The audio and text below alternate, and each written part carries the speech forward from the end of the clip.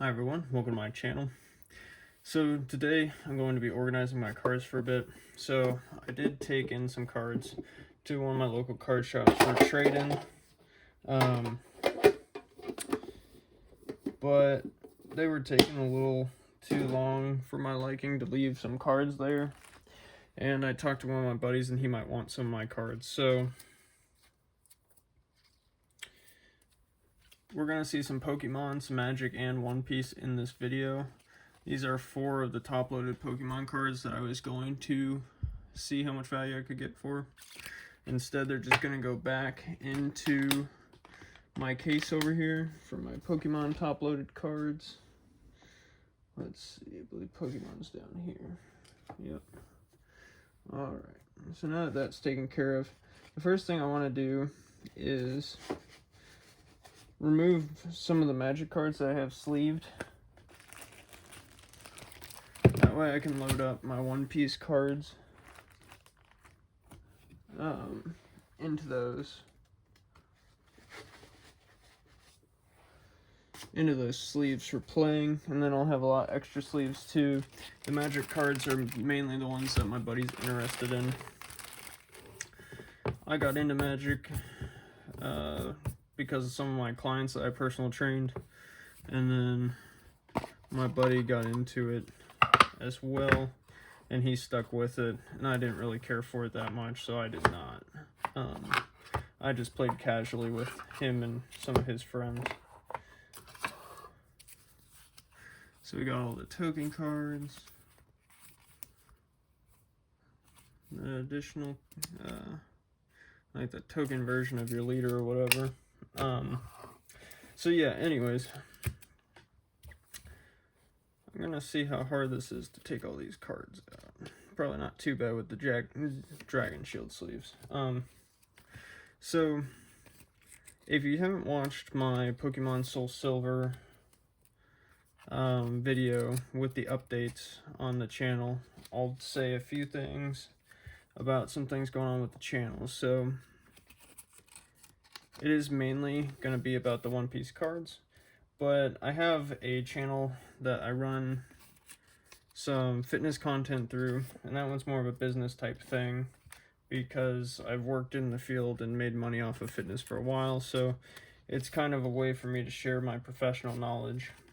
And then this is more so just for fun. It's like I said, Treasures and Hobbies channel, so the treasures are kind of whatever I might find in the cards, seeking that out, finding the One Piece, you know, maybe getting that Goldie Roger card out of this OP09 set over here, and then the hobbies part is all those video games. So I have wanted to record some Pokemon content for a while, and I have been watching this channel, Nostalgic Nighthawk, and he does it kind of casually too, which inspired me to think, you know, it doesn't really matter if you're making money off of it if you just want to have fun and do it just for the heck of it. And whether it turns out to be a real channel or just a log for yourself of all the things you're doing, that's alright, and it's fun to do. So for right now, try to get this in a better view so you can see those cards I'm actually moving, and it's not just you staring at nothing. This is actually one of the cards I thought was pretty cool from the Magic set. I played a vampire deck because that was a recommended deck to me, and it is kind of cool because they're also like Crusaders and Night Vampire things. But the artwork's just not as appealing to me as some anime art and stuff like that. But anyways, so I'm going to be uploading some video games. I finally got my PlayStation account ready for a YouTube channel, and then I linked them. It's still waiting on verification, or else I probably would have streamed already, because I actually was thinking about it, and I need an excuse to run through a third character on Dragon's Dogma 2.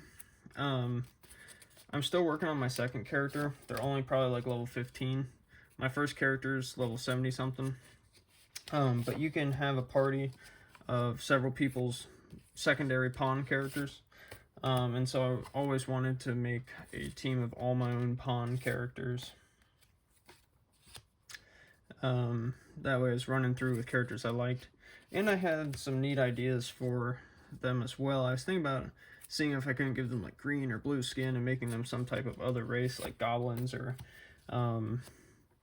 like there's this one evil character from Dragon Ball Z Xenoverse, one that was kind of cool with blue skin, something like that, something cool, different, that I haven't done as much before. And I haven't done the character creator in a while, and that's one of my favorite parts about those fantasy games as well. So I am excited to play that, and I think that will be a game that I stream on this channel quite a bit. It's also a little bit more comfy for me to just stream from the PlayStation instead of having to try to set up a jury-rigged system for the DS. I know you can buy a capture card, but I'm not going to invest a lot into equipment at this point. I have upgraded the settings on my phone a little bit to make the camera look a little better. But I am still using my phone for the camera and a stand that I used for my other fitness videos. So nothing crazy at that point either. This was one of the ones that lets you get into this like infinite loop in your vampire deck, and then you can win on the turn that you get 2 specific cards out. I think it's this one and that one, or at least cards with similar effects. So that was a good pairing.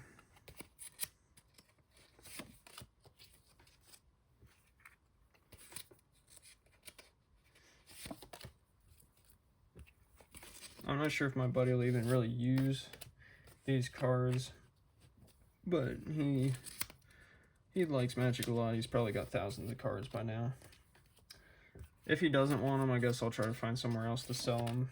Maybe I should have just been more patient with the card shop, but they kept telling me days, and then those days would go by and I wouldn't hear anything from them. And you know, in customer service, it's like if you're telling somebody something and then you can't uphold it, you should try to reach out, give them a reason why, or some type of alternative expectation of, hey, you know, we got so many orders or we got so many trade-ins to do.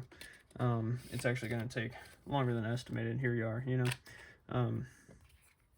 Or just, you know, don't say anything about the estimated date in the first place. It just makes me a little wary about leaving my stuff, you know. And there's like an impounding after 30 days, and I don't know if it should be technically after the offer is given, but all that stuff makes me worry about leaving my items, because until they purchase them, they're mine and they're sent somewhere else, and that can always lead to problems. Because they're technically on their property and things, and I don't know all the rules between leaving stuff and maybe being able to lay claim to it or anything. So you can kind of see the artwork of these cards as I'm taking them out and everything. Got a little bit over 200 Magic cards to go through.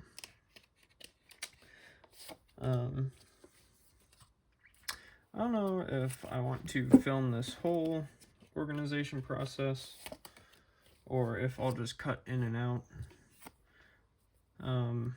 If I film the whole thing, it's a little bit easier for me to upload casually and just keep talking through it.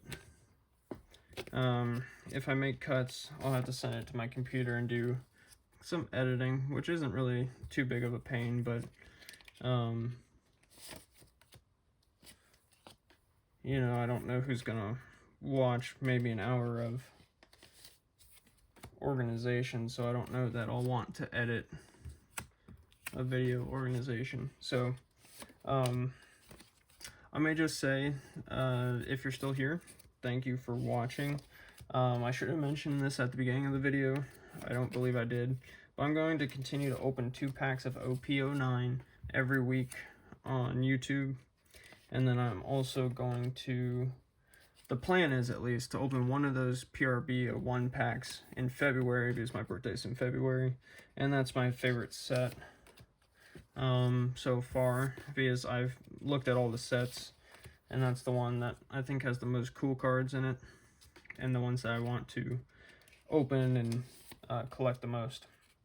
So if by the time I can afford to buy more cards, some of the other sets are available, I'll probably get like an 04 set.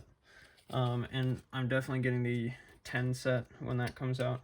Royal Blood looks super awesome if you've seen the Japanese set list so far, because that is out over there and they are showing the set list, so it's very exciting to see.